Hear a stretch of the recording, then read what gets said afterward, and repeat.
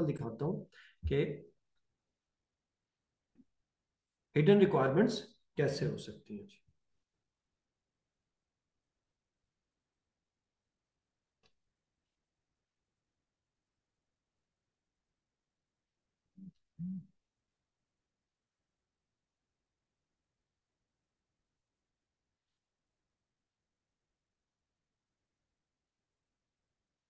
जी, hidden requirements के लिए board file पे जाते हैं।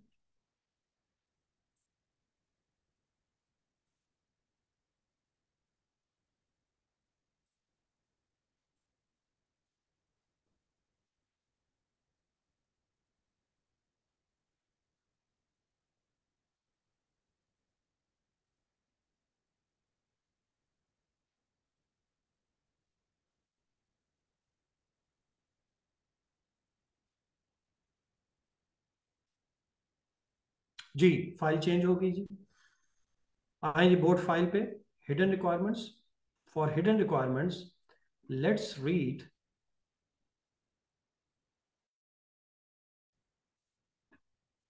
This question. This is an ICAEW question. आई क्या में भी हिडन रिक्वायरमेंट्स हो सकती हैं। मैं ये क्वेश्चन रीड कर देता हूं। अभी तक जो मैंने आपसे डिस्कस किया था कि आपको ओपनिंग पैराग्राफ्स में या इंट्रोडक्टरी पैराग्राफ में कुछ इंपॉर्टेंट इंफॉर्मेशन को हाईलाइट करना है, नोट करना है। वो भी हम देख लेते हैं कि क्या इंपॉर्टेंट इंफॉर्मेशन है हमारे पास। जी, Earth Store PLC is a listed company. इसका टाइप ऑफ बिजनेस आ गया। You are newly qualified chartered accountant, highlight करें।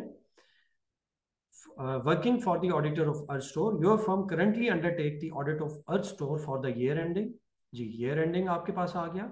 You have replaced newly appointed, ठीक है जी, ग्रेग ट्रॉय हैं जो ऑडिट सीनियर थे, who has recently been reassigned to another client। So replace या recently joined, वो इंफॉर्मेशन आ गई।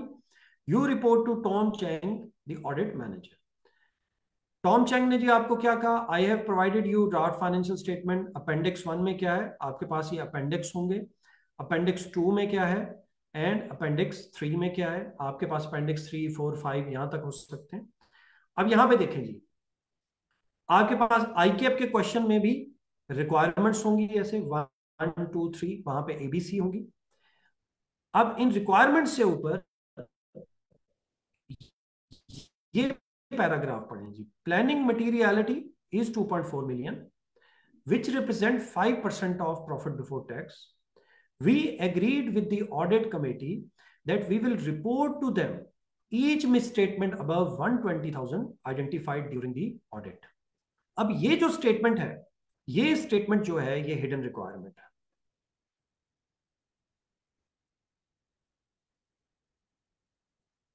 और इसकी वेटेज होती है, इसके मार्क्स होते हैं। अगर आपके क्वेश्चन में कोई इस तरह की बात लिखी हुई है और वो रिक्वायरमेंट्स कवर नहीं कर रहे, तो ये हिडन रिक्वायरमेंट है। हम यहां पे क्या कमिट कर रहे हैं कि ऑडिट कमेटी को हम वो एरर्स भी बताएंगे जो 120,000 से ज्यादा होंगे, एक्सीडिंग 120,000। तो इट मींस जब आप फाइनेंशियल रिपोर्टिंग मैटर्स को डिस्कस कर रहे होंगे, तो फाइनेंशियल रिपोर्टिंग मैटर्स को डिस्कस करते हुए आप क्या करेंगे? अगर एरर 120,000 से ज्यादा होगा जो आप एडजस्टमेंट सजेस्ट कर रहे हैं, तो वहां पे आप बताएंगे कि we will also inform about this error और मिसस्टेटमेंट टू ऑडिट कमेटी। इसके मार्क्स होंगे, ठीक है जी। ये आपकी हिडन रिक्वायरमेंट की एग्जांपल है। लेट्स गो बैक टू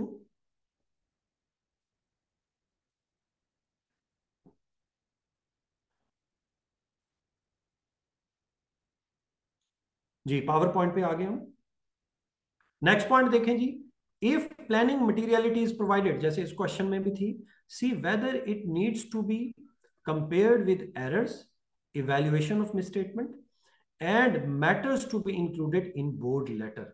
देखिए, जब भी आपको मटीरियलिटी प्रोवाइडेड हो, पहले तो आपने उसको देख लेना है कि मटीरियलिटी की कैलकुलेशन ठीक है। अगर आपके पास प्रॉफिट भी है, राइट, तो इट शुड बी 5, अराउंड 5%। उसके बाद आपने देखना है कि कहीं कोई ऐसी रिक्वायरमेंट है कि आपसे इवैल्यूएशन ऑफ मिसस्टेटमेंट करवाई जा रही हो, या कोई ऐसी रिक्वायरमेंट है कि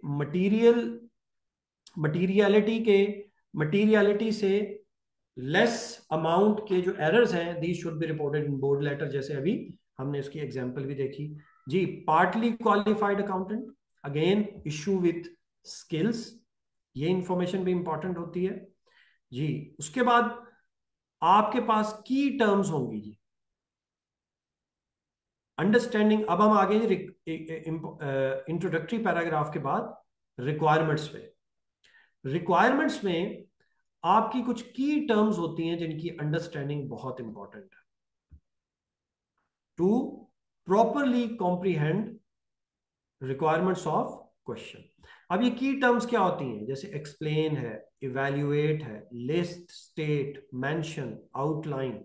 अब एक्सप्लेन का क्या मतलब होता है जी, more detail information is required. Evaluation, assessment is required, strength and weaknesses. आप इवैल्यूएशन करते हैं, आप बताते हैं कि जी जो फाइनेंशियल रिपोर्टिंग मैटर है उसकी फॉर एग्जांपल करंट सिचुएशन ये है, मैनेजमेंट ने यहाँ तक ठीक ट्रीटमेंट की हुई है, ओवर एंड अबव मैनेजमेंट को ये ट्रीटमेंट करनी चाहिए। तो आपने स्ट्रेंथ भी बता दी, वीकनेस भी बता दी, एरर्स भी बता दिया, एडजस्टमेंट भी जो है वो सजेस्ट कर दी। लिस्ट, स्टेट, मेंशन, आउटलाइन, ये नॉर्मली रिस्क और प्रोसीजर्स के साथ इस तरह की टर्म यूज होती है, और इसका मतलब होता है कि आपने सिंगल सेंटेंस में लिखना है। It should be a complete sentence but it should be a single sentence. Complete sentence का क्या मतलब है ये मैं आपको जाके आगे बताऊंगा। इसके साथ हम देखते हैं जी एग्जाम वोकेबलरी, एक डॉक्यूमेंट है, ये भी हमारे पास बोर्ड फाइल पे है। मुझे बोर्ड फाइल शेयर करने दें जी।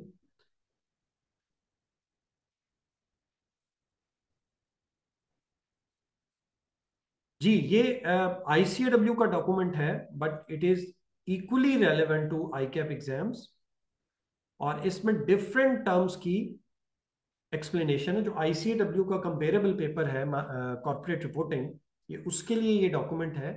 इस डॉक्यूमेंट पे आपने बहुत ज्यादा टाइम नहीं लगाना, बट ये जो हाईलाइटेड टर्म्स हैं इनको आपने एक दफा रीड कर लेना है। यानी आप इसमें मेन पॉइंट देखेंगे, नॉलेज, और इसमें देखेंगे जी डिफाइन का क्या मतलब है। अगर आपका एग्जामिनर कहे डिफाइन समथिंग तो उसकी एक्सप्लेनेशन क्या है, what this actually means in exam, this is important जी। डेफिनेशन में भी useful in distinguishing between similar technical ideas और फ्रेज, और एग्जाम्पल देखें जी।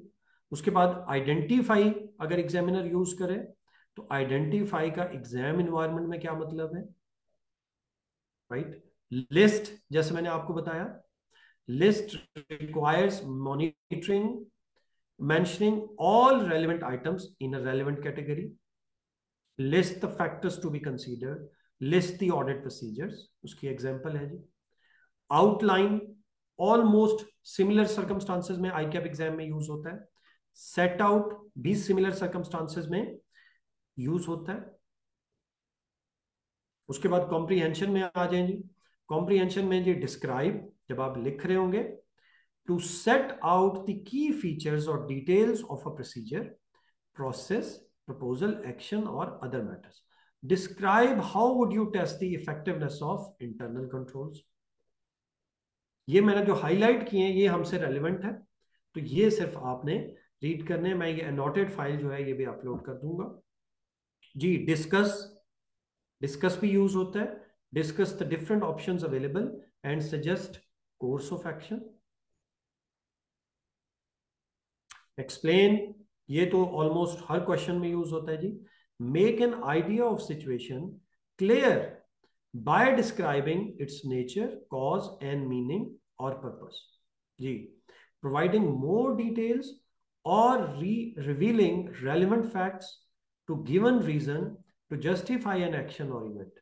Explain the calculation, explain tax implication, explain differences between convertible loan stock and loan stock, या आप कहते हैं एक्सप्लेन फाइनेंशियल रिपोर्टिंग इश्यूज जी। नेक्स्ट एप्लीकेशन कैलकुलेशन देखें जी, आपसे कैलकुलेशन भी करवाई जाएगी। And after calculation determine, determine को देखें जी।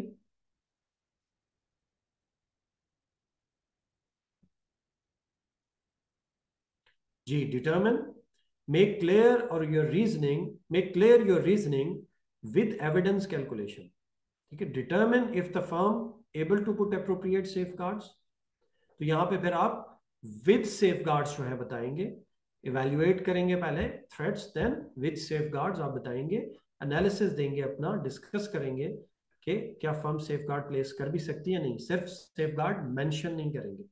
प्रिपेयर, आपसे कोई रिपोर्ट प्रिपेयर करवाई जा सकती है, नोट्स प्रिपेयर करवाए जा सकते हैं। जी evaluation important, advice, advice require more than just a statement of a final recommended discussion. It also requires supporting reasoning and evidence as to why that advice has been given. Advise the client on the appropriate marketing strategy, advise on capital tax consequences, या advise the appropriate financial reporting treatment. ठीक है, explain या evaluate financial reporting matter and advise appropriate financial reporting treatment. तो advice फिर है वो आपकी reasoned conclusion या रीजनड आर्ग्यूमेंट के साथ आप उसको एडवाइस कर रहे होते हैं कि जी इस वजह से मैं एडवाइस कर रहा हूं कि ये फाइनेंशियल रिपोर्टिंग ट्रीटमेंट होनी चाहिए। डेफिनेटली बैकएंड पे आपका रेलेवेंट फाइनेंशियल रिपोर्टिंग स्टैंडर्ड होता है। जी evaluation, evaluation of ethical matters, evaluation need to be supported by evidence analysis and arguments. जैसे मैंने आपको बताया कि आप इसमें वीकनेसेस और स्ट्रेंथ दोनों डिस्कस कर रहे होते हैं। जस्टिफिकेशन में किस चीज को जस्टिफाई करना, प्रोवाइड रीजन एनालिसिस और evidence to support an opinion और डिसीजन। रिकमेंडेशंस, रिकमेंड आपको पता है जी सेल्फ एक्सप्लेनेटरी है, तो इनको आई वुड सजेस्ट एक दफा आपने रीड जरूर करना है, लेकिन जब आप प्रैक्टिस कर रहे होंगे एमएसए से रिलेटेड क्वेश्चंस, तो you would be able to comprehend or analyze these terms according to given scenarios। ठीक है, वो आप बड़ी आसानी से फिर उसको ग्रास्प कर लेंगे मल्टीपल क्वेश्चन जब आप उसको देख रहे होंगे। जी एग्जाम वोकैबुलरी के बाद देखें जी, आपने क्रिएट करनी होगी रिक्वायरमेंट्स की समरी। क्वेश्चन नंबर 1 की आपने समरी क्रिएट करनी, समरी बनानी है। रीजन क्या है, समरी कैसे होती है वो अभी हम डिस्कस करते हैं। रीजन क्या है जी, रीजन ये होती है कि मल्टीपल रिक्वायरमेंट्स इंक्लूड करता है एग्जामिनर इन सिंगल स्टेटमेंट। जैसे आपको नजर आ रहा होगा कि रिक्वायरमेंट नंबर ए है, बट वो रिक्वायरमेंट नंबर ए जो है उसमें हो सकता है 3 सब रिक्वायरमेंट्स हो, तो आपने मल्टीपल रिक्वायरमेंट्स को आइडेंटिफाई करने के लिए समरी बनानी है। अभी हम समरी बनाएंगे भी सही और लर्न करेंगे कि हमने समरी कैसे क्रिएट करनी, और ये इंपॉर्टेंट है for completeness of your answer, right. It is very important that you complete your answer. अगर आप उसमें कोई इंपॉर्टेंट रिक्वायरमेंट मिस कर जाते हैं इन दैट सेंटेंस, तो फिर आपका आंसर भी कंप्लीट नहीं होगा। ठीक है जी। So before going to the summary of our first question, let's have a 10 minutes break जैसे हमारी अनाउंस हुई थी, और फिर हम 10 मिनट्स के बाद जो है वापस आते हैं। तो सी यू आफ्टर 10 मिनट्स।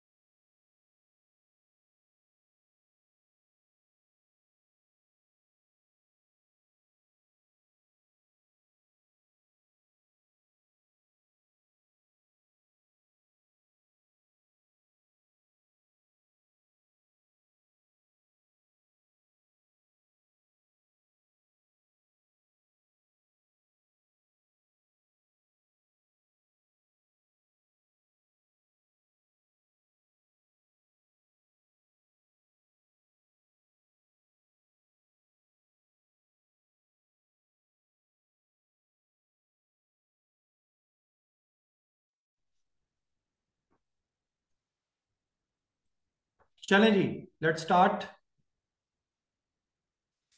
जी, हम बात कर रहे थे समरी और इसकी इंपॉर्टेंस की। तो आए जी, समरी क्रिएट करने से पहले हम जरा एक क्वेश्चन देखते हैं और उसकी रिक्वायरमेंट्स को रीड करते हैं। जी, हम बोर्ड फाइल पे आएंगे।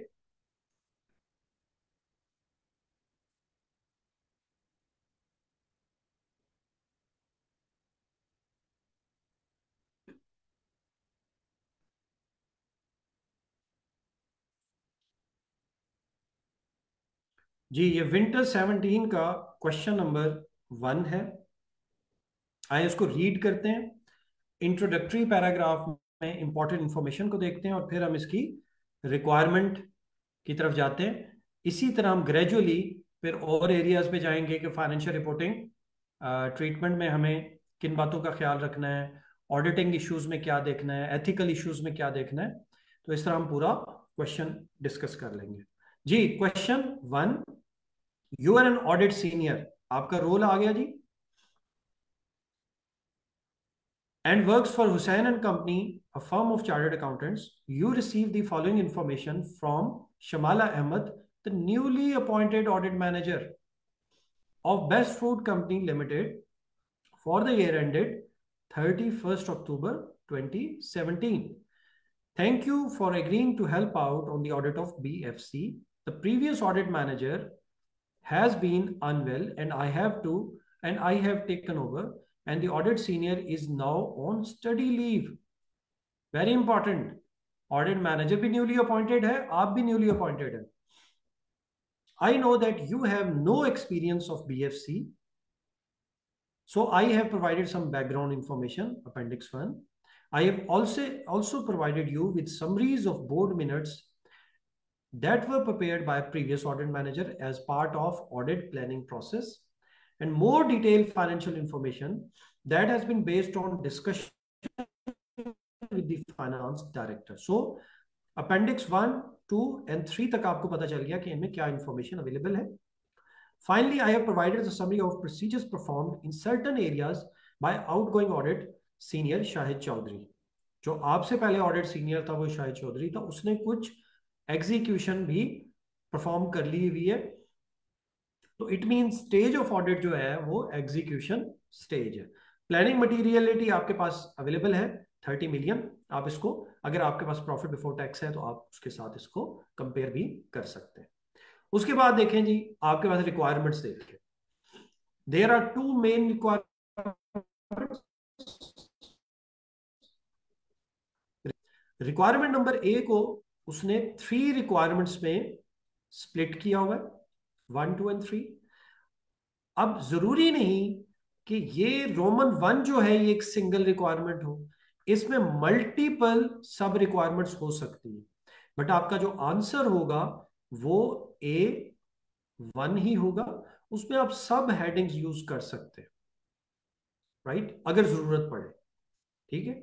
इसी तरह आपके आंसर की जो मेन या जिन हेडिंग वाइज आप आंसर कर रहे होंगे वो इस तरह होगा. जैसे आपके सीबी एग्जाम में आपके पास ये इस तरह से डिफरेंट उसके पोर्टल में टैब्स बने होंगे, राइट.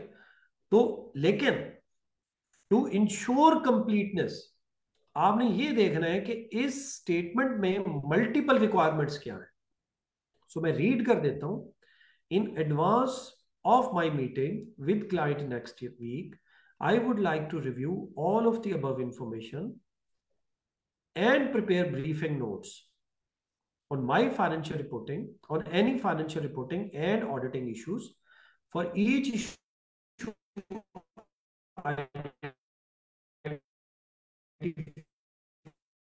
you should. तो इस ऑल इंपॉर्टेंट है. उसने आपको कहीं नहीं कहा एग्जामिनर ने कि आपने किसी स्पेसिफिक अपेंडिक्स में आंसर करना है. आपका answer all of the above information से रिलेटेड. ठीक है, राइट. चले, अगर मैं फर्स्ट रिक्वायरमेंट रीड करूं तो उसमें देखें जी, एक्सप्लेन फाइनेंशियल रिपोर्टिंग इश्यूज. इसको मैं कह देता हूं जी sub requirement 1. Where relevant prepare calculation, मुझे कैलकुलेशन भी प्रिपेयर करनी है for any additional adjustment that you identify from your review. So in my opinion A1 जो है उसमें 2 sub requirements. Evaluate testing perform by Shahid Chaudhry, पहले उसकी इवेल्युएशन करनी है. देखिए कीवर्ड्स, एक्सप्लेन, प्रिपेयर, अभी मैं आपको बता के आया हूं. Evaluate, explain, list, prepare. ठीक है जी, ओके, ये कीवर्ड्स हैं. अच्छा अब देखिए जी, evaluate testing perform by Shahid Chaudhary, again this is 1. And explain any outstanding audit issue, this is 2. So 1 और 2 में भी 2 सब रिक्वायरमेंट्स हैं.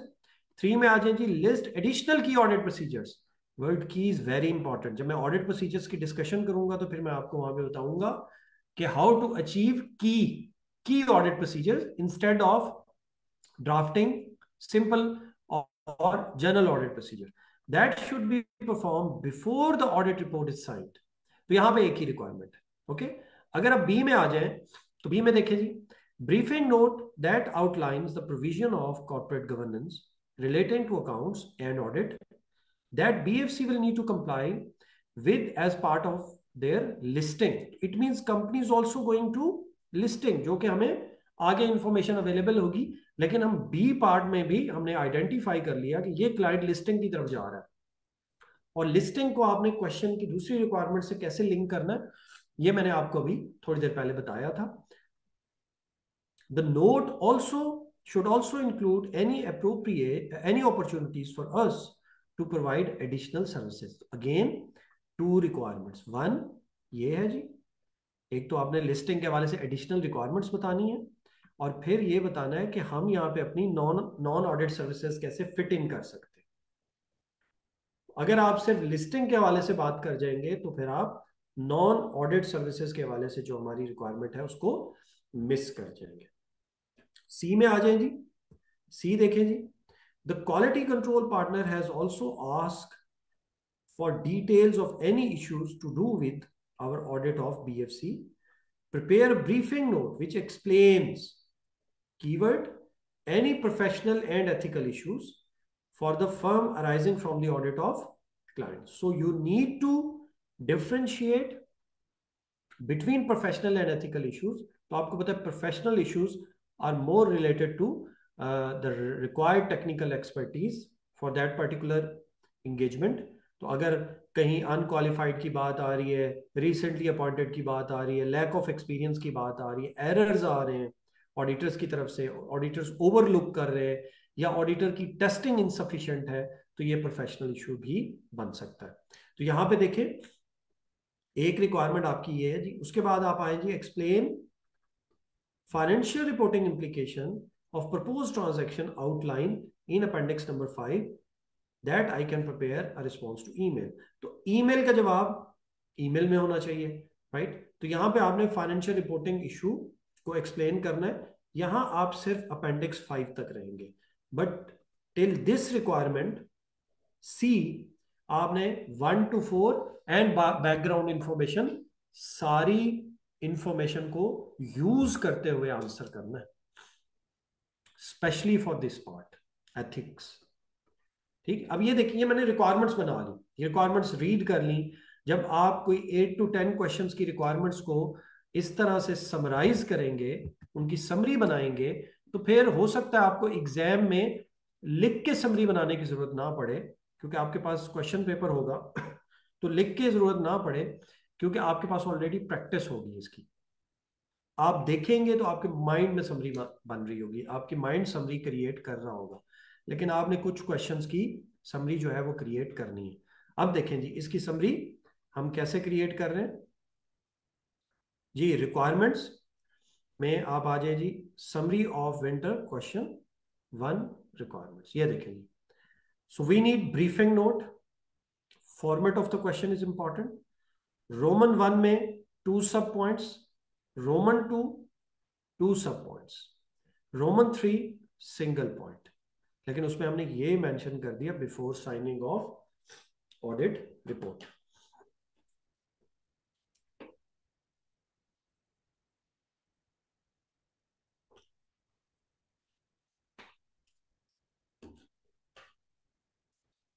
जी ए, उसके बाद आ जाए जी बी। बी में again briefing note is required, outline provision of CCG as part of listing, opportunity for additional services. So ये टू सब एरियाज थे जिनको आपने टच करना है। उसके बाद ये briefing note explain professional and ethical issues, और डी है explain financial reporting issues in appendix 5।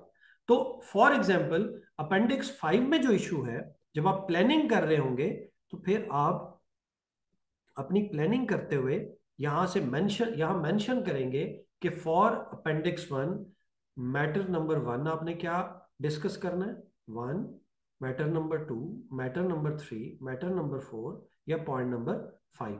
यानी कौन से एरियाज हैं जिनको आप टच करेंगे to ensure that there is a breadth in your discussion rather depth.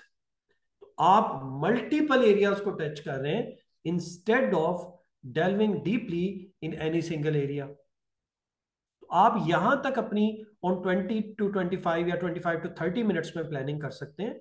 उस प्लानिंग का ये बिल्कुल मतलब नहीं है कि आप बस आपने 25 मिनट्स लगाने और ऑन पेपर या इन योर माइंड आपने कुछ कोई स्ट्रक्चर ही नहीं बनाया आंसर का, फिर तो वो वेस्ट हो गए, राइट। तो स्ट्रक्चर बनाना है आंसर का कि आप लिखने क्या जा रहे हैं, ताकि रिमेनिंग टाइम में फिर आपको स्ट्रक्चर या कंटेंट पे एफर्ट करने की जरूरत ना पड़े। Content is there, structure is there, बस आपने अब उसको सीक्वेंस देनी है, राइट। एक और क्वेश्चन देखते हैं जी। जी बोर्ड फाइल पे आते हैं वापस।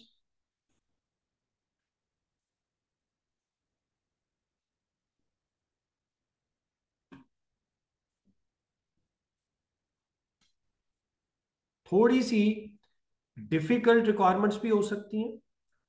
आए जी, इस क्वेश्चन का हम इंट्रोडक्टरी पैरा देखते हैं और उसके बाद हम इसकी रिक्वायरमेंट्स देखते हैं जी। ये आईसीडब्ल्यू का क्वेश्चन है जी। Congloma PLC is a listed company and it is the parent of group of manufacturing companies located across UK. तो ये आपका ग्रुप ऑडिट है और ये पेरेंट कंपनी है मल्टीपल कंपनीज की, हैज जी। उसके बाद है जी your firm has audited Congloma and its subsidiaries for 3 years। It means के आप ही इसके पूरे ग्रुप के ऑडिटर हैं। You are assigned to the group audit of Congloma for the year ended। Your manager Harrimer has asked for your help to finalize audit planning stage of audit। Other audit teams from your firm are responsible for the individual audit of Congloma subsidiaries। तो component auditor भी आप हैं। You met with Harry who gives you the following instructions. I have provided some background information जो कि exhibit 1 में होगा। Congloma finance director Jez going has asked A&M firm का नाम है to assist her in determining how a number of significant transactions should be treated in Congloma consolidated financial reporting financial statements for the year ending 31st August। She also wants to understand the overall impact of these transactions on Congloma consolidated profit before taxation, right। तो देखें, अब आपने यहां पे थोड़ा सा alert हो जाना है कि ये रिक्वायरमेंट्स आ रही हैं, क्या यही रिक्वायरमेंट्स नीचे रिक्वायर्ड या रिक्वायरमेंट का जो एरिया वहां पे है या नहीं है, ठीक है। अगर वहां नहीं है तो ये कहीं ना कहीं आपको डिस्कस करनी पड़ सकती है, लेकिन मोस्टली वहां पे होंगी। हिडन रिक्वायरमेंट्स की नेचर थोड़ी डिफरेंट होगी। सेकेंडली देखिए, इवैल्यूएशन भी करनी है और इम्पैक्ट भी वो आपसे रिक्वायर कर रहा है। I have forwarded her email to you exhibit number 2 में, together with an attachment comprising briefing notes from Congloma corporate finance team which provides some further details of the transaction जो कि exhibit 3 में है। The briefing notes were presented at Congloma board meeting in 20x4 before the significant transactions were completed। Jazz has assured me that none of the details changed when details were finalized, so we can use this information for audit planning purpose। तो आपके पास important information आ गई। अब जरा आप इसकी requirements को देखें, रीड करें जी, एक दफा रिक्वायरमेंट्स रीड करें और अपने माइंड में इसकी समरी बनाने की कोशिश करें, या फिर आप ऑन पेपर भी इसकी समरी क्रिएट कर सकते हैं। स्क्रीन चेंज नहीं हुई जी? हाँ, चले, जब पहले बता देते तो मैं, चले अब चेंज होगी। ये मैं रीड कर रहा था जी, इसको देख लें। ये जो मैं इंपॉर्टेंट पॉइंट्स आइडेंटिफाई कर रहा था वो मैं यहां से रीड कर रहा था, इनको जरा एक दफा देख लें।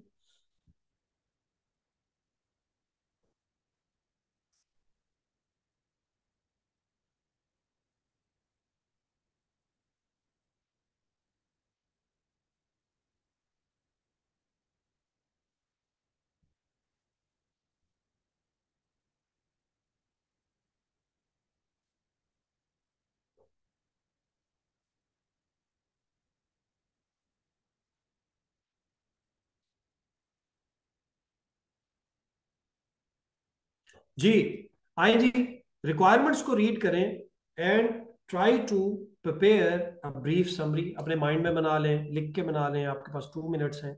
आप इसको जरा देखें, और इस तरह की अगर कॉम्प्लेक्स रिक्वायरमेंट्स एग्जाम में आए तो फिर आप उसको कैसे हैंडल करेंगे, जरा एक दफा रीड कर लें इसको, फिर मैं आपको इसकी समरी दिखाता हूँ।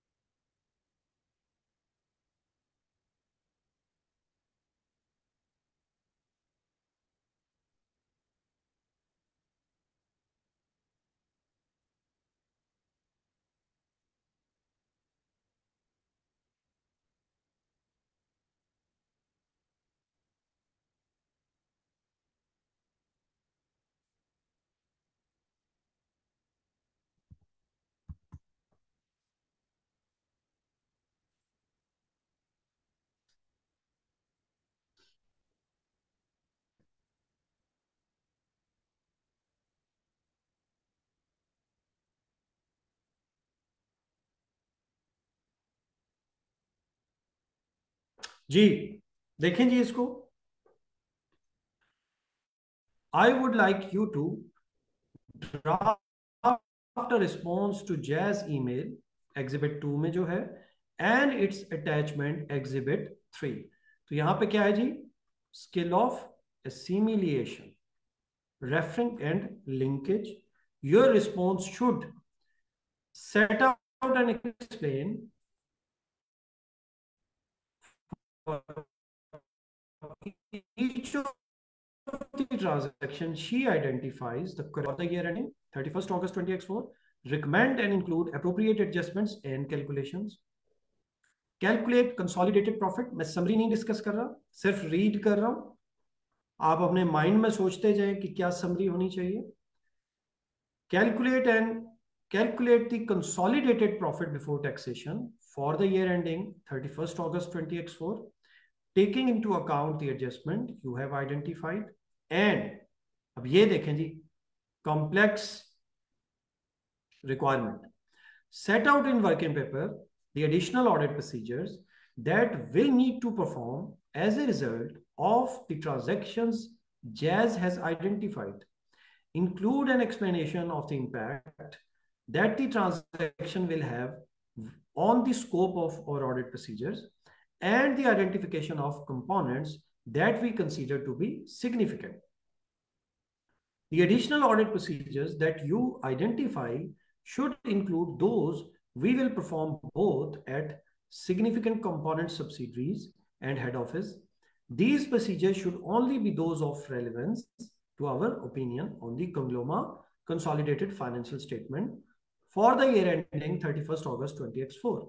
At this stage, I am not interested in procedures we will need to perform in order to sign an audit opinion on each individual group company. Right?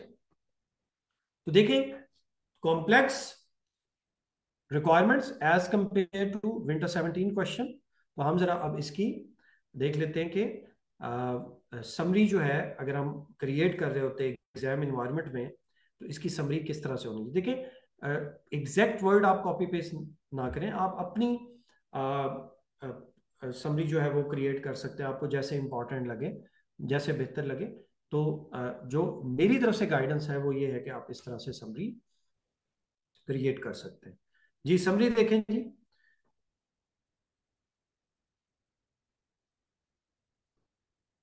Ji email, part A में email required है, उसमें 1 set out and explain financial reporting treatment in consolidated financial statement, recommend adjustments and calculation.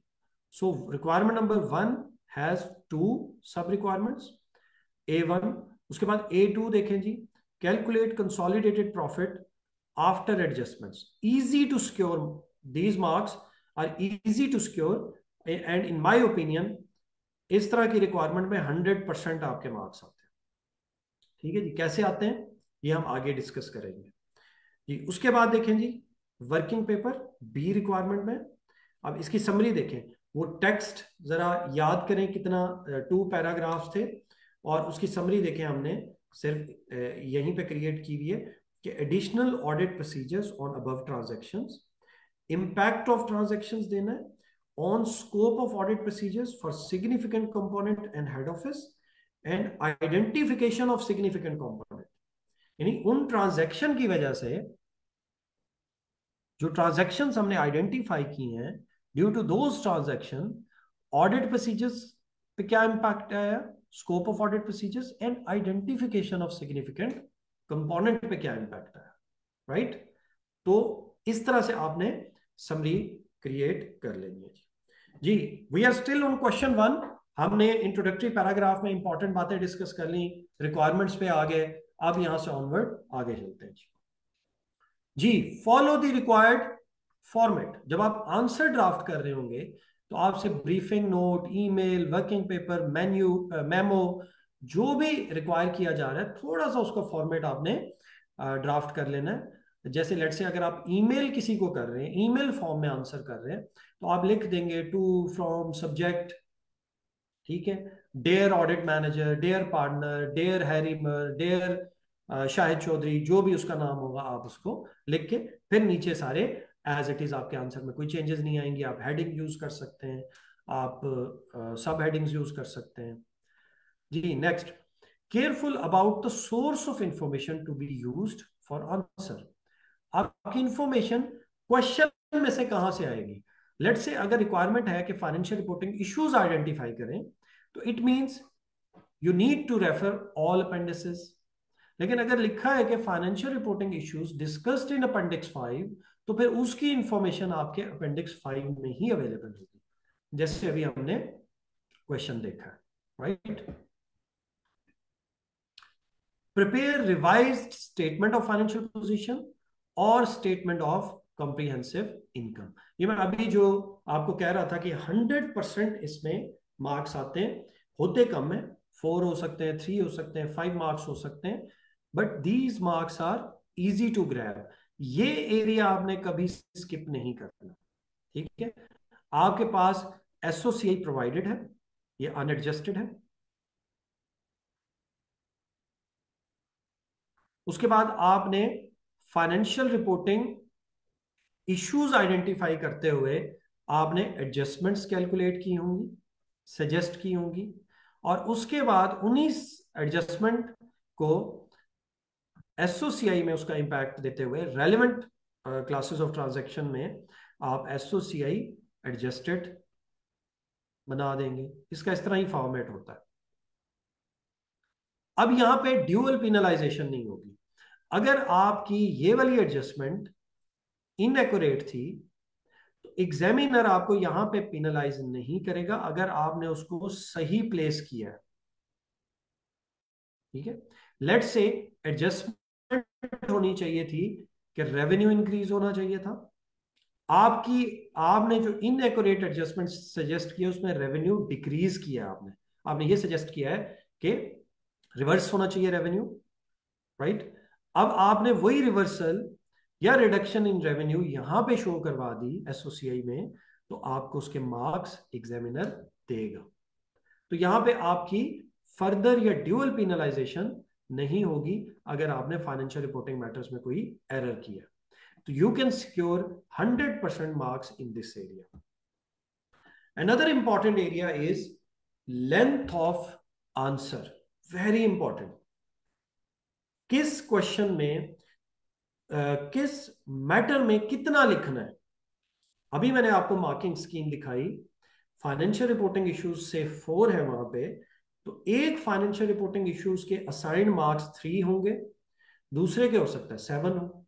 तो हम ये कैसे evaluate करें question को read करते हुए कि कौन सा मैटर जो है फाइनेंशियल रिपोर्टिंग उसमें हमें ज्यादा डिस्कशन करने की जरूरत है, उसमें ब्रेड्थ कवरेज की रिक्वायरमेंट ज्यादा है as compare to other matter. क्योंकि हमारे पास मार्किंग स्कीम तो नहीं है, हमारे पास तो क्वेश्चन पेपर है। तो इसके लिए भी कुछ गाइडलाइंस हैं, उनको आप देख लें जी। Length content of answer in case of multiple sub requirements और multiple financial reporting issues. First point है इसमें टेक्निकलिटी ऑफ द इशू। वो इशू कितना टेक्निकल है, एग्जामिनर ने उसको कितना कॉम्प्लेक्स बनाया हुआ है, ठीक है।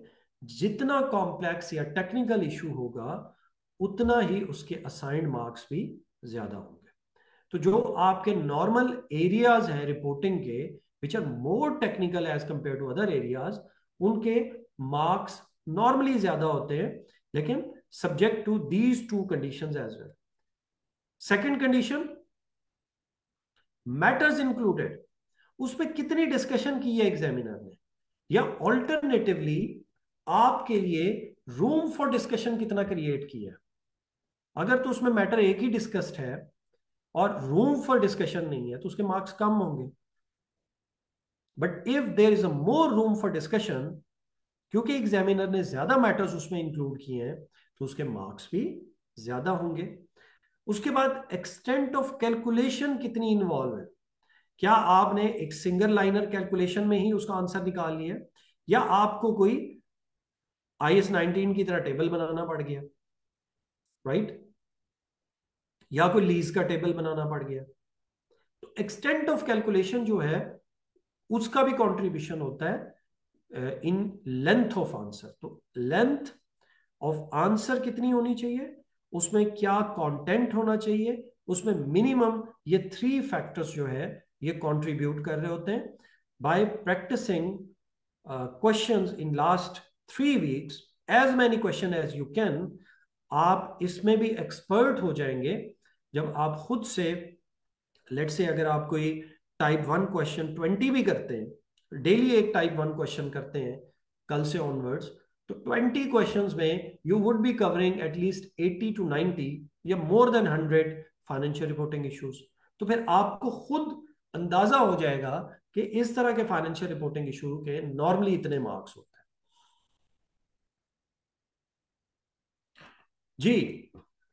उसके बाद आपने एक और बात का ख्याल रखना है, that is available versus maximum allocated marks. जब मैं ब्रेड्थ की बात कर रहा हूं तो मैं ये नहीं कह रहा कि आपने एक क्वेश्चन या एक फाइनेंशियल रिपोर्टिंग इशू को सिलेक्ट करना और बस उसी में ही फिर उसके सारे एरियाज को डिस्कस कर देना।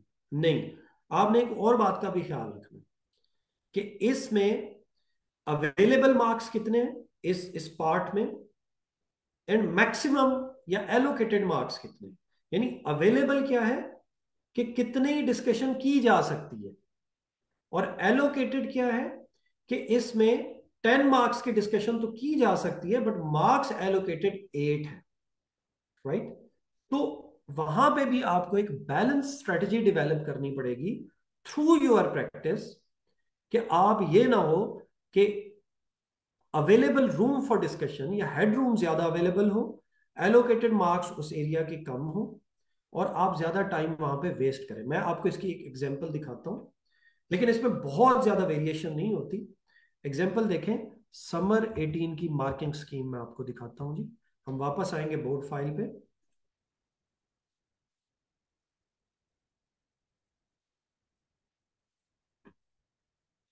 जी, summer 18 marking plan.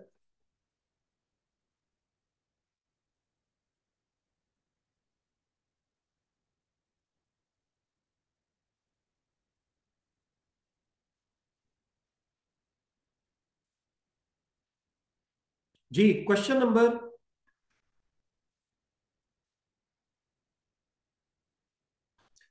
Number one.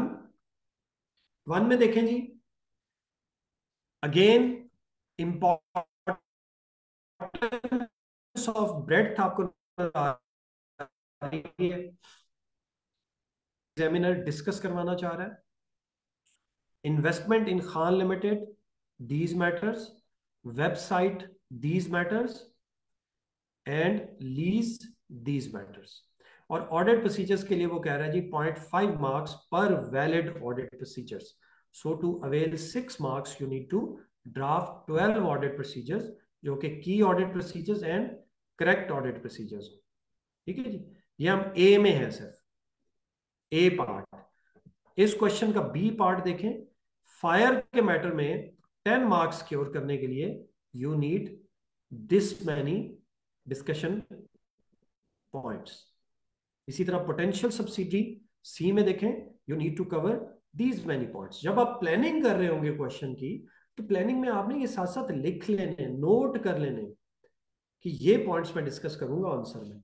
अब देखें, जो मैं आपको हेडरूम वाली बात बताना चाह रहा हूं, इस क्वेश्चन के एलोकेटेड मार्क्स 24 है। अगर हम इसको काउंट करें, ये जो इसने अवेलेबल मार्क्स बताए हैं, अगर मैं अवेलेबल मार्क्स काउंट करूं, तो ये देखें जी, हम सब टोटल लगा लेते हैं यहां पे। तो 3 to 5 and 3 8, 8 मार्क्स है लॉन्ग टर्म कॉन्ट्रैक्ट में available. We have 4 marks here, we have 6 marks here, और लीज में हमारे पास है 3 6 and 3 9। जी, अब आप जरा इसका टोटल करें जी। जी कितने हो गए जी? 12, 18, और 18 और 9, 27। अवेलेबल मार्क्स को मैक्सिमम मार्क्स से कंपेयर करें तो 3 मार्क्स का डिफरेंस है, राइट। तो हेडरूम अवेलेबल होता है, और ये नॉर्मली क्वेश्चन 1 क्योंकि बड़ा क्वेश्चन है, इसमें कभी ना कभी, नॉट वेरी फ्रीक्वेंटली, बट किसी क्वेश्चन में ये ऐसा हो सकता है। ठीक है, तो इसके लिए भी आपने थोड़ा सा अलर्ट रहना है। ऑल दो मार्क्स बहुत ज्यादा नहीं है, बट किसी क्वेश्चन में ये ज्यादा भी हो सकते हैं। तो आपको एक हेडरूम का पता होना चाहिए कि यहाँ पे ज्यादा हेडरूम हो सकता है। चलें जी, वापस आते हैं स्लाइड पे।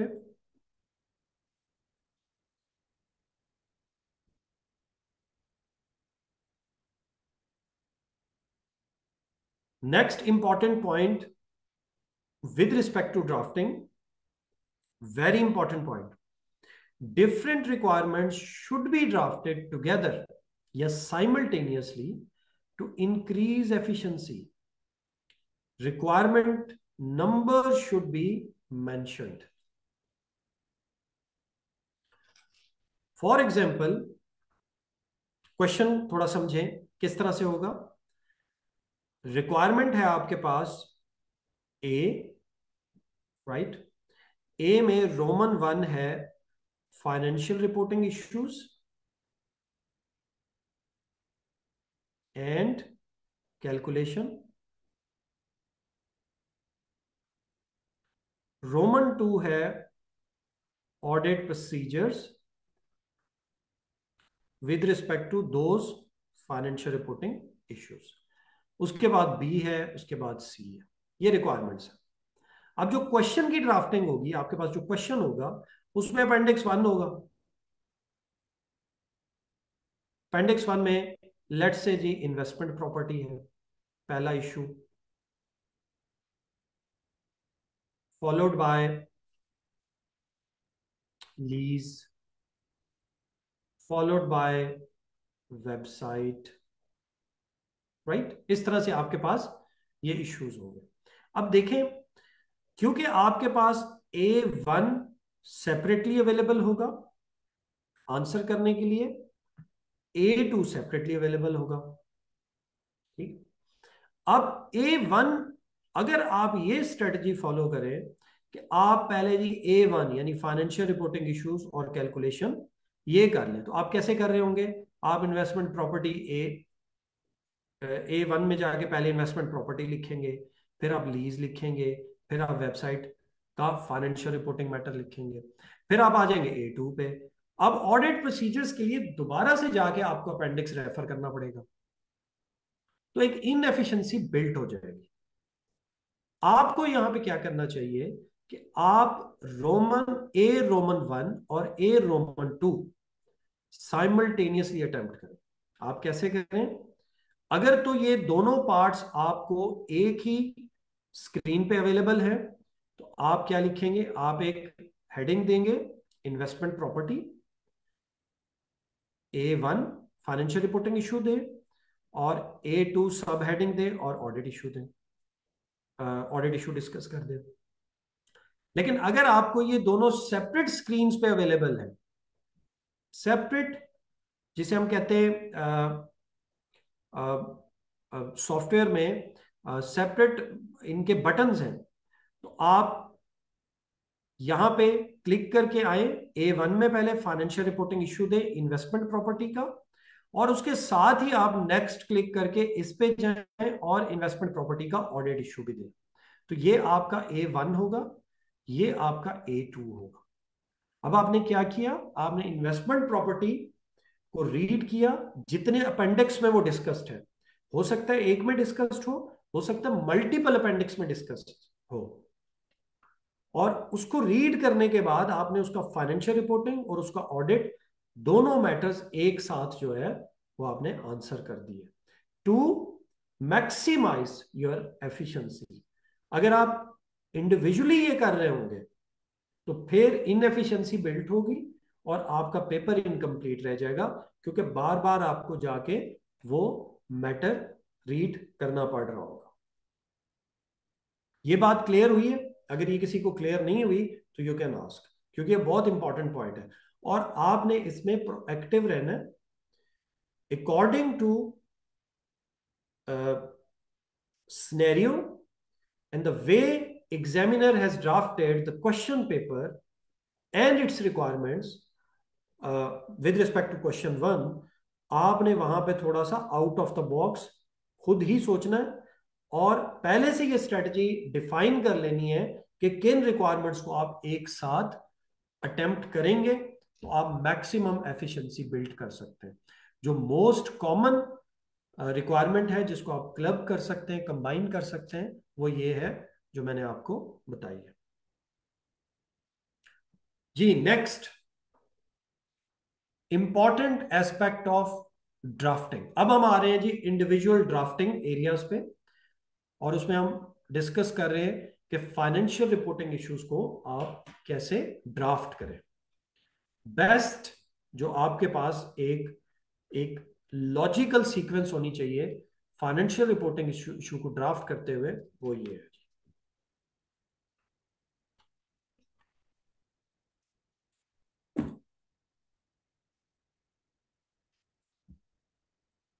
जी step 1, investment property, lease, website, hedge, anything, उसमें जब आप ड्राफ्ट कर रहे हो तो आपका जो इनिशियल पैराग्राफ है, फर्स्ट पैराग्राफ है, उसमें आप बताएं इशू क्या है। Identify financial reporting issue based on information in this scenario. Let's say जी क्लाइंट जो है वो क्या कर रहा है, या मैनेजमेंट जो है वो ऑनर ऑक्युपाइड प्रॉपर्टी को इन्वेस्टमेंट प्रॉपर्टी में रिक्लासिफाई करना चाह रही है due to change in use. ठीक है, तो आपका पहला फर्स्ट पैराग्राफ या आपकी डिस्कशन जो है वो स्टार्ट यहां से होनी चाहिए कि ये करंट इशू है क्या, फाइनेंशियल रिपोर्टिंग इशू है क्या। ये डिस्कस करने के बाद 1 सेंटेंस 2 3 जितने भी अकॉर्डिंग टू सिनेरियो सूटेबल हो, उसके बाद आप स्टेप 2 में जाएंगे। स्टेप 2 क्या है? स्टेप्स लिखने नहीं है, या आप लोगों के लिए वहां पे नहीं लिखने की स्टेप 1 है 2 है 3 है, वहां पे आप सिर्फ पैराग्राफ्स लिख रहे हैं। तो आपने नेक्स्ट स्टेप में लिंक करना है इशू विद रेलिवेंट आईएफआरएस और IS by briefly writing the requirements. यानी चेंज इन classification या change in use based on the change in classification based on change in use of property, तो आप उससे related फिर IS 40 की requirements briefly discuss कर जाएंगे कि IS 40 कब अलाउ करता है कि ऑनर ऑक्युपाइड प्रॉपर्टी को आप इन्वेस्टमेंट प्रॉपर्टी में क्लासिफाई कर सकते हैं, उसके लिए क्या रिक्वायरमेंट्स है। ठीक है जी, and then you will suggest the appropriate accounting treatment, correct reporting treatment based on above discussion. अब यहां पे करेक्ट सजेस्ट करते हुए you can provide calculations, you can provide journals if required. So show calculation, journals if required, IFRS, IS complete name and reference to relevant paras are not required. So आप complete name या relevant paragraphs के number जो आपको ICW के exam में नजर आएंगे वो रेलिवेंट नहीं है। Appreciate the correct treatment by client. अगर क्लाइंट ने पार्शियल या इंटायर ट्रीटमेंट ठीक की हुई है तो अप्रिशिएट करें। Sometimes in a given matter, for example IFRS 2 में वो आपको टू टू मैटर्स दे देता है, IS 19 में मल्टीपल मैटर्स दे देता है किसी एक फाइनेंशियल रिपोर्टिंग इशू के अंदर। तो उनमें से नॉर्मली ये होता है कि एक मैनेजमेंट की अकाउंटिंग ट्रीटमेंट ठीक होती है और हमें उसको अप्रिशिएट करना होता है, हमें बताना होता है मैनेजमेंट की इस केस में होती है। विंटर 17 में प्रॉपर्टी का आंसर देखेंगे और देखेंगे कि किस तरह एग्जामिनर इसको ड्राफ्ट कर रहा है। हम जाएंगे जी बोर्ड फाइल पे।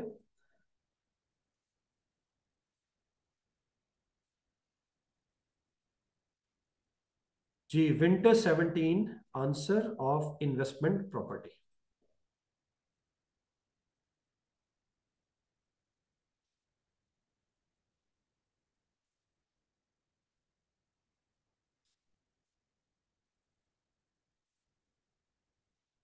चलें जी, अगर कभी स्क्रीन चेंज ना हो तो प्लीज जरा फौरन बता दें।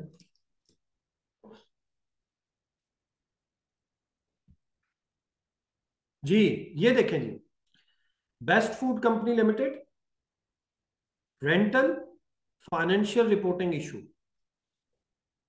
रेंटल में ऑडिट इशू। ठीक है जी, financial reporting and auditing issue एक साथ डिस्कस किया होगा। अब देखें, जो मैंने आपको कंटेंट की लॉजिकल सीक्वेंस बताई उसको देखें कि वो आपको यहां पे नजर आ रही होगी। The financial reporting issue here is the consideration of whether the rental of 2 floors of BFC's office building means that these 2 floors should be accounted for as an investment property rather than within property, plant and equipment. Right, हमने current issue बता दिया। उसके बाद आए an investment property is one that is held to earn rental for the or for capital appreciation or both. The complication is here is that the BFC is only renting out 2 floors of the owner occupied property. तो current issue बता दिया with little bit linkage और definition of investment property as well. अब देखें next, linkage with standard financial reporting standards. IS 40 says that if the portion could be sold or leased out separately under the finance lease, they should be accounted for separately. If this is not the case, then the portion rented out is not significant, then it should not be separated. Since 2 floor, अब देखिए हमने standard की requirement बता दी, अब हम चले जाएंगे कि स्टैंडर्ड की रिक्वायरमेंट को करंट स्नेरियो के साथ कैसे इंटरेक्ट करवा के हमने एडजस्टमेंट सजेस्ट करनी है. Since 2 floors should be accounted for separately, the portion relating to 2 floors should be removed from property, plant and equipment and then transferred to investment properties. As BFC uses the fair value model for both categories of the asset, they should be revalued to fair value at the rate of change, and any gains or loss on the revaluation at that date would be accounted for under IAS 16. If the floor cannot be sold or leased out separately, then current accounting treatment is correct. ठीक है जी, ये उनकी current accounting treatment question में लिखी होगी. तो आप कह रहे हैं जी अगर ये सेपरेट नहीं हो सकते तो फिर ठीक है. और ये बात आप क्या कह रहे हैं, ये आप केविएट्स दे रहे हैं, रीजन कंक्लूजन्स. यहां पे आपने रीजन कंक्लूजन दिया और आपने केविएट दे के अदर वे अराउंड भी बात कर ली, इसके भी मार्क्स हैं, राइट. और अगर अभी आप इसकी सीक्वेंस देखें इस क्वेश्चन की, कि उसने इसमें सीक्वेंस कंटेंट की जो लॉजिकल सीक्वेंस बिल्ड की है वो कैसे की है, वो कंप्लीटनेस भी इंश्योर कर गया. उसने बताया कि what is happening right now, what is the issue, how this is related to relevant reporting standards and what is the appropriate treatment. तो आपकी लॉजिकल सीक्वेंस भी ऐसी होनी चाहिए. वापस आते हैं जी.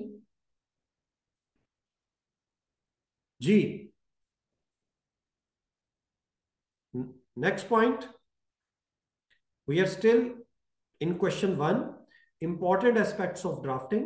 और ड्राफ्टिंग में अब हम बात कर रहे हैं ऑडिट प्रोसीजर की. हम पावर पॉइंट स्लाइड पे हैं जी. ऑडिट प्रोसीजर्स,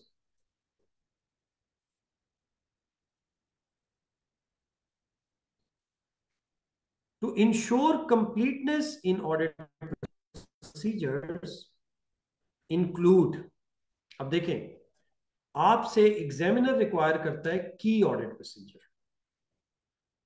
पहली बात, आपने उसे जर्नल ऑडिट प्रोसीजर नहीं देना. अकॉर्डिंग टू सिनेरियो आपने उसको ऑडिट प्रोसीजर्स ड्राफ्ट करके देने.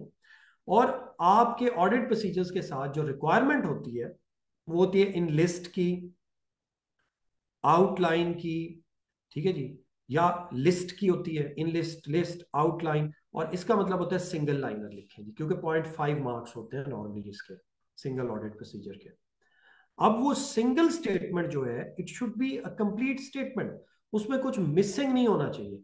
तो आपके ऑडिट प्रोसीजर में 3 मेन एलिमेंट्स होने चाहिए. First element, type of audit procedure. Type of audit procedure क्या है जी? आप इंस्पेक्शन कर रहे हैं, आप ऑब्जर्व कर रहे हैं, आप रीपरफॉर्म कर रहे हैं, आप कैलकुलेट कर रहे हैं, आप कर क्या रहे हैं, या आप क्या करेंगे, यानी type of audit procedure. Audit procedures का सब्जेक्ट मैटर क्या है, किस डॉक्यूमेंट पे ऑडिट प्रोसीजर्स अप्लाई होंगे, name of document, asset, process being inspected और ऑब्जर्व्ड, और ऑब्जेक्टिव क्या है ऑडिट प्रोसीजर्स का. नॉर्मली ये मिसिंग होता है कि ये ऑडिट प्रोसीजर हम परफॉर्म क्यों कर रहे हैं. अब इसकी एग्जांपल देखें. इंस्पेक्ट मिनट्स ऑफ मीटिंग, ये आ गया जी आपका type of procedure. Minutes of meeting में आपके पास सब्जेक्ट मैटर आ गया, क्या आप कर रहे हैं वेरीफाई, थैंक यू जी, क्या वेरीफाई कर रहे हैं जी आप, मिनट्स ऑफ मीटिंग वेरीफाई कर रहे हैं, बोर्ड मिनट्स.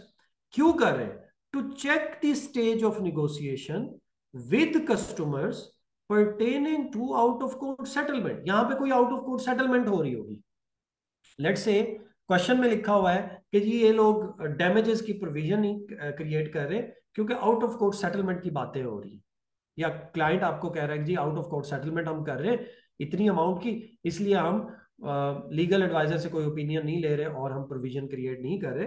तो देखें आपने थ्री इसेंशियल पॉइंट्स बिल्ड किए एक सिंगल ऑडिट प्रोसीजर में, और ये आपका की ऑडिट प्रोसीजर के साथ साथ एक कंप्लीट ऑडिट प्रोसीजर बन गया। अगर आप इसमें से कोई एक फैक्टर भी, एक एलिमेंट भी मिस करेंगे तो देयर आर चांसेस कि एग्जामिनर आपको इसके मार्क्स ना दे। तो अगर आप जब सॉल्यूशन रीड कर रहे होंगे, प्रैक्टिस कर रहे होंगे, आपको इसमें से कोई एलिमेंट भी मिसिंग नजर आए तो आपने ये नहीं सोचना कि एग्जामिनर भी तो लिख रहा है, नहीं, आपने ये 3 इसेंशियल एलिमेंट्स बिल्ड करने एक इंडिविजुअल ऑडिट प्रोसीजर में। ठीक है जी। अब जब मैं बात कर रहा हूं की ऑडिट प्रोसीजर्स की, तो ये प्रोसीजर्स आएंगे कहाँ से?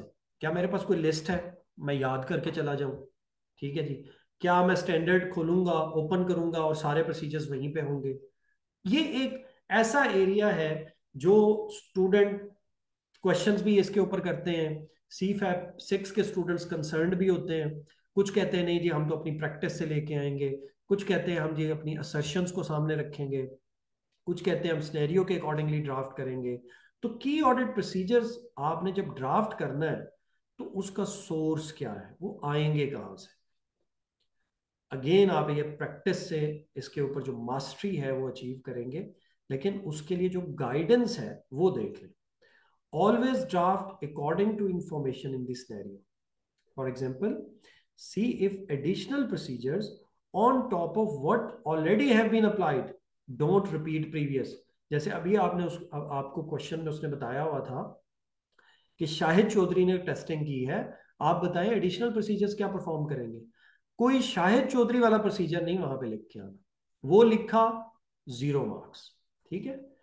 तो प्रोसीजर्स ड्राफ्ट करने के लिए आप मैटर की अकाउंटिंग डेफिनेशन देखें, उसकी रिकग्निशन एंड मेजरमेंट क्राइटेरिया देखें। ठीक है। हैजिंग से रिलेटेड मैटर्स हैं, इन्वेस्टमेंट प्रॉपर्टी है, ठीक है, लीज है। तो हर मैटर के साथ कुछ रिकग्निशन मेजरमेंट क्राइटेरियाज होते हैं, प्रोविजंस हैं, सेगमेंट रिपोर्टिंग है, कोई क्राइटेरिया फुलफिल करना होता है, intangible assets, internally generated intangible asset की कैपिटलाइजेशन है, राइट। तो आपको पता है क्राइटेरिया क्या है, उस क्राइटेरिया के अकॉर्डिंगली प्रोसीजर्स ड्राफ्ट करें। यानी ये मल्टीपल आप टूल्स यूज कर रहे होंगे जिनको देखते हुए आपने प्रोसीजर्स ड्राफ्ट करने। अच्छा, कोई ऐसा सिनेरियो हो सकता है जो स्पेसिफिक, जिसके अगेंस्ट प्रोसीजर्स हो एज पर आईएसए। जैसे अगर कोई गोइंग कंसर्न का मैटर है तो आपको पता है कि गोइंग कंसर्न में अगर इवेंट्स और कंडीशंस आइडेंटिफाई हो जाएंगी तो आईएसए 570 में ही प्रोसीजर्स आपके पास अवेलेबल है। अगर मैटर कोई एस्टिमेट्स का है तो बहुत सारी गाइडलाइंस आपके पास 540 में अवेलेबल है। आप स्टैंडर्ड से भी हेल्प ले सकते हैं, बट स्टैंडर्ड से हेल्प लेने का मतलब ये नहीं है कि वहां स्टैंडर्ड ओपन करके बैठ जाए। आपने रिवाइज किया होगा, कोई कुछ थोड़ा बहुत अगर रेफर करना है जरूर करें, लेकिन वहां पे बैठ के रीड नहीं करना फ्रॉम स्क्रैच, ये काम प्रैक्टिस में करके जाना। सिमिलर प्रोसीजर्स हो सकता है कि आपने जो माशाल्लाह क्वेश्चंस किए, एटलीस्ट आईसीडब्ल्यू और सीए मिला के 30, 35 या 40 क्वेश्चंस आपने किए मिनिमम, तो उन 40 क्वेश्चंस में बहुत सारे प्रोसीजर्स रिपीट भी हो रहे होंगे। By keeping in mind the nature of scenario, आप उस तरह के सिमिलर प्रोसीजर्स लिख सकते हैं। इनमें बहुत ज्यादा चेंज नहीं आता, जैसे कैपिटलाइजेशन के मैटर हो गए, हेजिंग होगी, आपका गुडविल हो गया, गुडविल की कैलकुलेशन से रिलेटेड अगर वेरिफिकेशन है, तो ये ऑलमोस्ट सिमिलर होता है जी। We are still in question 1 and important aspects of drafting with respect to code of ethics and professional issues. ठीक है जी। Issues and threats may be provided in an annexure or spread in entire question। जैसे अभी मैंने आपको एक question दिखाया था, उसमें ये स्प्रेड थे, किसी एक अपेंडिक्स में नहीं थे, लेकिन ये किसी एक अपेंडिक्स में भी प्रोवाइड किए जा सकते हैं। वो कंपैरेटिवली इजी क्वेश्चन हो जाता है। Assimilation will be required to justify the threat. Normally, discussion is required instead of identification. Very important. CFAP 6 पे you just have to identify ethical issue. Here you need to discuss ethical issue. तो एक थोड़ा सा one step further आपको discussion करनी होगी कि ये एथिकल इशू है and how it is impacting your audit और your relation with the client, ठीक है, और योर इंडिपेंडेंस। तो आपने इसकी थोड़ी सी डिस्कशन करनी होगी। Careful about the ethical concerns for team members and firm. आपसे रिक्वायरमेंट में वो कभी कहते हैं जी एथिकल इश्यूज बताएं faced by firm, faced by team member, फिर वो कहते हैं एक्शंस बताएं firm should take, individual should take. इसमें भी अलर्ट रहना है। फर्म के एक्शंस डिफरेंट होते हैं, इंडिविजुअल के एक्शंस डिफरेंट होते हैं। अगर इंडिविजुअल किसी एथिकल डायलेमा में फंस जाता है, उसको कोई एथिकल कंसर्न नजर आता है, तो उसने क्या करना होता है, इमीडिएटली रिपोर्ट करना होता है फर्म को, ठीक है। लेकिन फर्म लेवल पे फिर आपको पता है कि क्वालिटी मैनेजमेंट और फर्दर एक्शंस आ जाते हैं कि उस इंडिविजुअल को कैसे हमने रोटेट करना है, उसका रिव्यू करवाना है, क्या करना है, ठीक है। Actions should be relevant and presented with clarity whether the action for team member or firm are required। ये मैंने आपको बता दिया पॉइंट जी। क्वेश्चन 1 के हवाले से किसी की कोई क्वेरी, अदरवाइज मैं क्वेश्चन 2 और 3 की तरफ मूव करता हूं कि आपने इन क्वेश्चंस में किन बातों का ख्याल रखना है।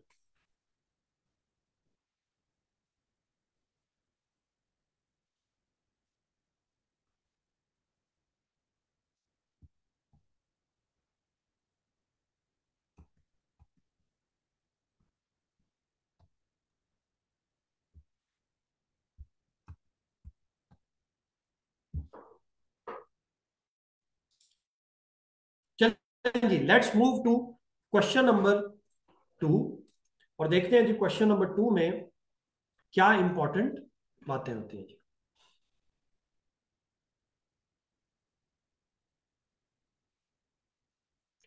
जी question number 2, again your role as accountant financial controller. अब जो क्वेश्चन 1 में हमने बातें डिस्कस कर ली हैं, पॉइंट्स डिस्कस कर लिए हैं, उनको मैं रिपीट नहीं करूंगा। ये ओवर एंड अबव और एडिशनल मैटर्स होंगे जो अभी तक मैं क्वेश्चन 1 की डिस्कशन कर रहा था। Those are relevant to question 2 and question 3 as well. अगर फाइनेंशियल रिपोर्टिंग मैटर आप कोई देख रहे हैं as CFO, as financial controller, तो वो क्वेश्चन 2 और 3 में भी, क्वेश्चन 2 में भी वैसे ही रेलिवेंट है।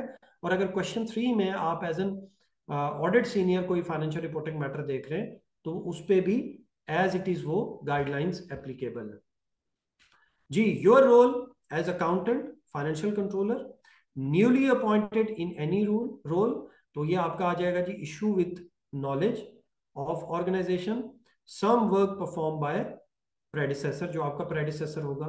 इसमें जी again year end would be important, और इसको आप सब्सिडी के साथ कंपेयर कर लेंगे।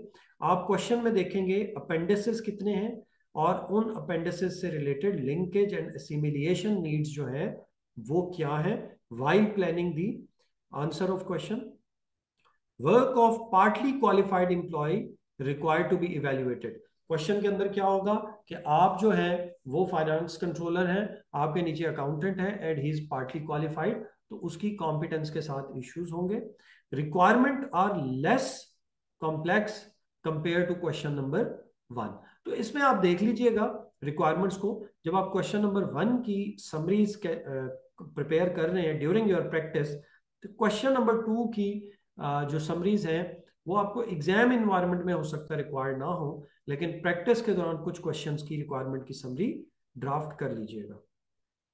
Same techniques for financial reporting matters but from the perspective of your role, ये जहन में रखना है। आंसर ड्राफ्ट करते हुए ऑडिटर नहीं बन जाना क्वेश्चन 2 में। क्वेश्चन 2 का आंसर करते हुए फाइनेंशियल कंट्रोलर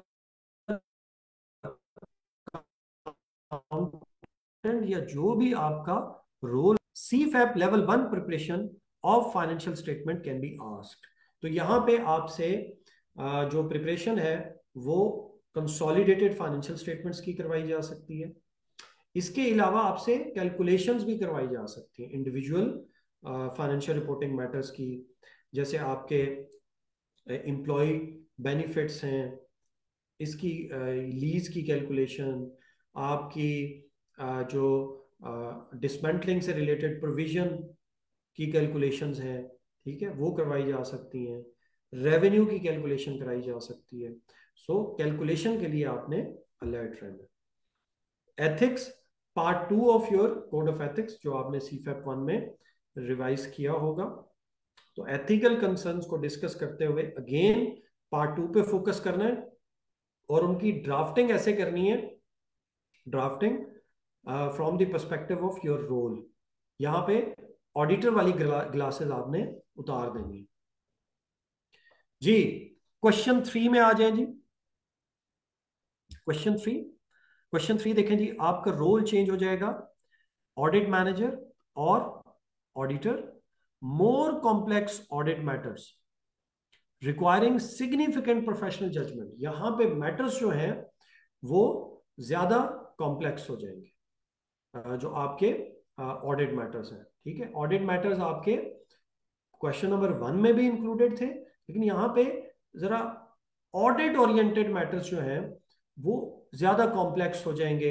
मे बी वो आपको यहाँ पे ISA 600 में टेस्ट कर रहा हो, आपको वो कह रहा हो कि यूर ग्रुप ऑडिटर, आपको इंस्ट्रक्शन इशू कर रहे हैं कंपोनेंट ऑडिटर को, और उन इंस्ट्रक्शन का रिस्पॉन्स ये आ रहा है, तो इस हवाले से आप क्या आपकी स्ट्रेटजी होगी। या वो आपको इस तरह का कुछ सिनेरियो बना देता है, फॉर एग्जांपल वो कहता है जी ये ग्रुप है, ये सब्सिडरी है, ग्रुप के अंदर इंक्लूडिंग पेरेंट, ठीक है, आप यहाँ पे हैं, ओके, और ग्रुप ऑडिटर जो है यहाँ पे आप हैं जी, ऑडिटर आप यहाँ पे हैं।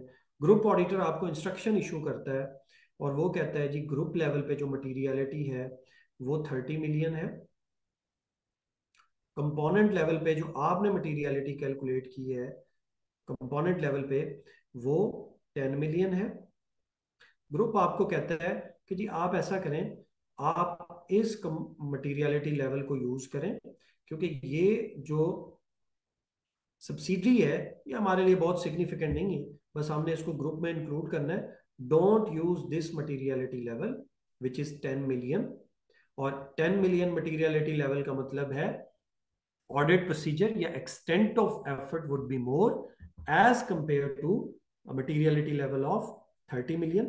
तो ग्रुप ऑडिटर आपको इंस्ट्रक्शन इशू करता है कि आप फॉलो करें 30 मिलियन मटीरियलिटी लेवल। अब ये इसकी डिस्कशन करके एग्जामिनर एक कंप्लीट स्नेरियो जो है वो बना देगा और उससे उसमें आपकी फिर ओपिनियन रिक्वायर करेगा।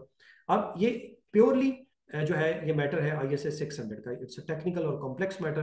तो फिर आप इसको डिस्कस कर रहे होंगे कि जी अब आप ये डिफिकल्ट सर्कमस्टांसेस में आप देखेंगे कि क्या आप स्टैट्यूटरी ऑडिटर हैं सब्सिडरी के, या ये ऐसी सब्सिडरी है जिसका स्टैट्यूटरी ऑडिट रिक्वायर नहीं है, या आप स्टैट्यूटरी ऑडिट नहीं है बल्कि आप सिर्फ ग्रुप पर्सपेक्टिव में ऑडिट करने आए हैं for the purpose of group audit. अगर तो आप सिर्फ ग्रुप के लिए ऑडिट कर रहे हैं तो yes you can accept this. लेकिन अगर आप स्टैट्यूटरी ऑडिटर हैं, ठीक है, और आपने इसके ऊपर ओपिनियन देनी है, to issue opinion you need sufficient appropriate audit evidence based on materiality level of component। तो आप फिर कहेंगे no, we cannot accept your instructions, we need to issue separate opinion। इसीलिए हम 10 मिलियन की मटीरियलिटी को ही फॉलो करेंगे। इस तरह के कॉम्प्लेक्स मैटर्स जो है वो इसमें बिल्ड कर सकता है, एक्सेप्टेंस से रिलेटेड मैटर्स बिल्ड कर सकता है इस क्वेश्चन में, ठीक है जी।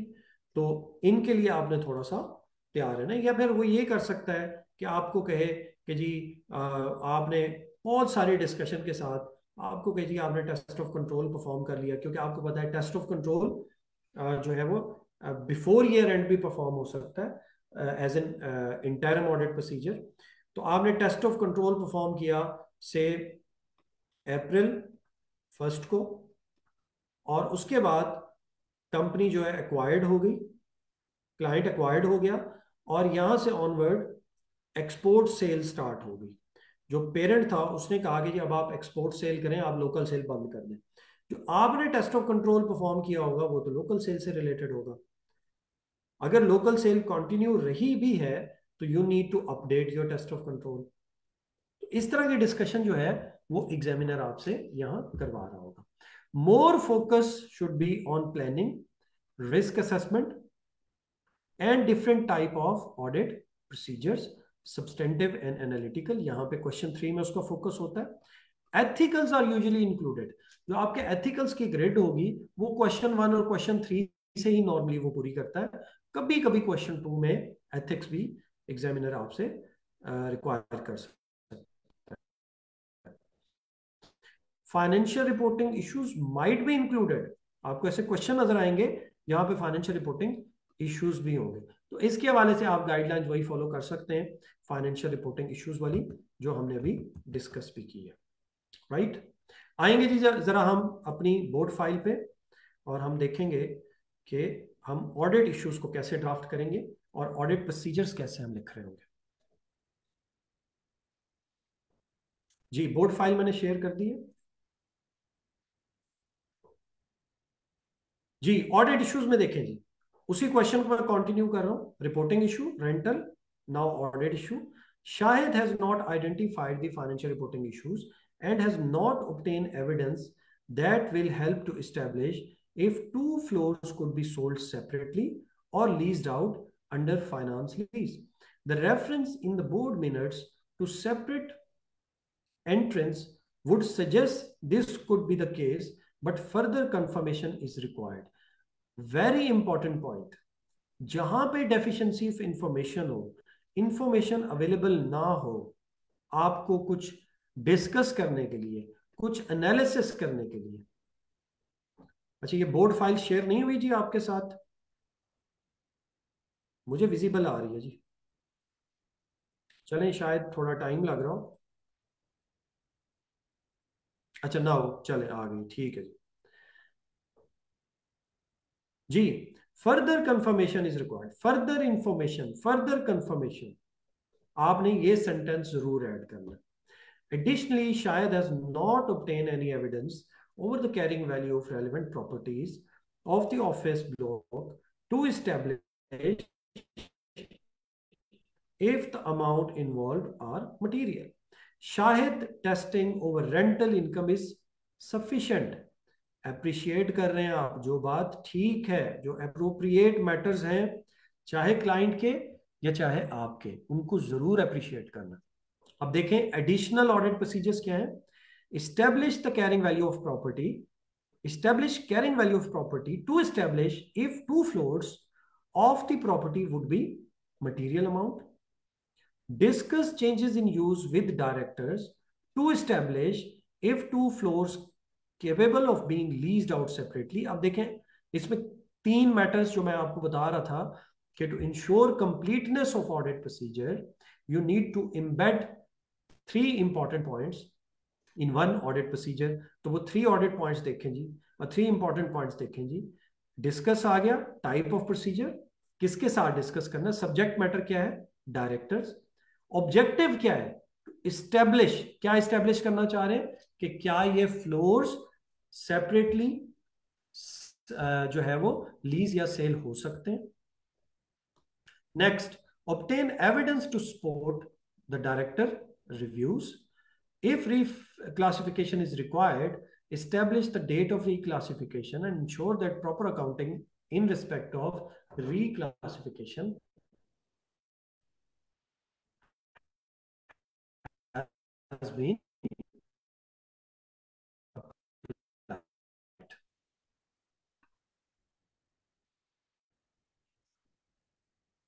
जी क्विकली क्या है, जिन लोगों ने अभी तक कंप्लीट पेपर नहीं देखा, आई एम श्योर सब लोगों ने देख लिया होगा, लेकिन एज ए रिफ्रेशर मैं इसको जूम इन नहीं कर रहा जी।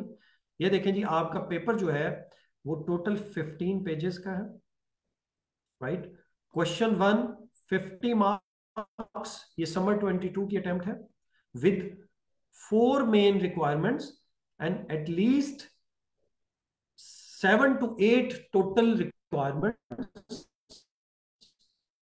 जो इसके अंदर सब रिक्वायरमेंट्स अगर मैं कंसीडर कर लूं। ठीक है, तो आपने जब प्लानिंग करनी है तो आपने सब रिक्वायरमेंट्स को अलग करते जाना है, और उसके बाद इन सब रिक्वायरमेंट्स को सेपरेट करने के साथ साथ हर सब रिक्वायरमेंट में जो मैटर आप डिस्कस करेंगे वो इनलिस्ट करते जाना जी। Appendix 1, appendix 2 financial statements, appendix 3 minutes of meeting, appendix 4 email from Usman Ahmed, appendix 5 notes from phone conversation.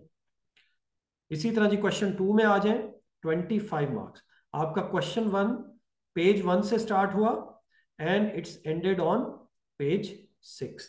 तो आप 6, 7, 8 पेजेस पे आपका ये क्वेश्चन 1 होगा। क्वेश्चन 2 देख लें जी। You have appendix 1, appendix 2, appendix 3 और ये आपका एंड हो गया पेज नंबर 10 पे, सॉरी अपेंडिक्स 4 11 पे एंड हो गया। अच्छा स्टिल है जी, जी 12 पे एंड हो गया। उसके बाद क्वेश्चन नंबर 3 आ गया। We have 3 main requirement and in C we have 2 sub requirements, 25 marks and you have appendix 1, appendix 2। तो in terms of depth, in terms of कह लें कि डिटेल्ड इंफॉर्मेशन या वॉल्यूम ऑफ इंफॉर्मेशन, क्वेश्चन 3 में सबसे कम volume of information है। अगर question 1 के बाद आपको कोई क्वेश्चन अटेम्प्ट करना चाहिए, यानी क्वेश्चन 1 के बाद जब आप क्वेश्चन अटेम्प्ट करेंगे तो it's better that you attempt question number 3, क्योंकि इसमें इंफॉर्मेशन कम है। तो आप अज्यूम कर सकते हैं कि थोड़ा इजी क्वेश्चन होगा as compare to question 2। Marks same है, राइट? चलें जी। So this was your session. All material will be available on the given link. और thank you so much for joining this session. और मैंने काफ़ी कोशिश की, आई होप कि आप कुछ इसमें कुछ अंडरस्टैंडिंग आपकी बेहतर हुई होगी। इन गाइडलाइंस को आपने जो है वो फॉलो करना है और इन गाइडलाइंस के साथ आपने अपनी प्रिपरेशन करनी है और प्रिपरेशन के बाद आपने एग्जाम में विद फुल कॉन्फिडेंस आपने वहां पे बैठना है। ठीक है जी। I wish you all the best for your exams. Allah आप सबको कामयाब करे। मेरी तरफ से जी अल्लाह हाफिज।